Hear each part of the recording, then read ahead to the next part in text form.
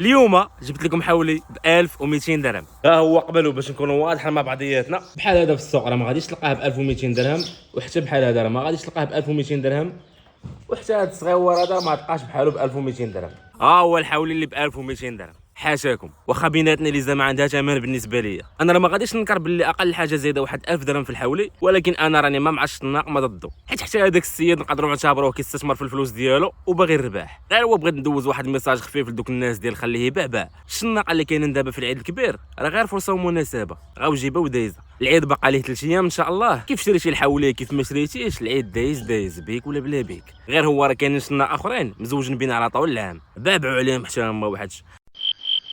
كاينين شناقه في المحروقات، كاينين شناقه في الفلاحه، وشوفوا لي داك الشناقه ديال الثروه السمكيه اللي استردين عندنا ولا كيوصل 30 درهم. كيبان لي انا هادو هما الشناقه ديال بصح اللي خصنا نهضروا عليهم شويه. راه اخناتون والشناق نفس الحاجه، غير واحد ضارب كومبلي وكرافات والاخر كيتصاحط في السوق باغي غير شي هوته وفي الدوز اللاط، ولا واقيلا هادوك سميتهم المستثمرين وهادوك الشناقه. اما الثمن ديال الحولي راه زايد من شحال هادي، غير نتوما كنتو ناعسين ولا حيت واقيلا ما عيدناش العام اللي فات داكشي علاش. اما دوك الباجات ديال التفاهه اللي خصهم اي موضوع يهضروا فيه باش يجيبوا التفاعل والمشاهدات، راكم طلعتوا لنا في راسنا.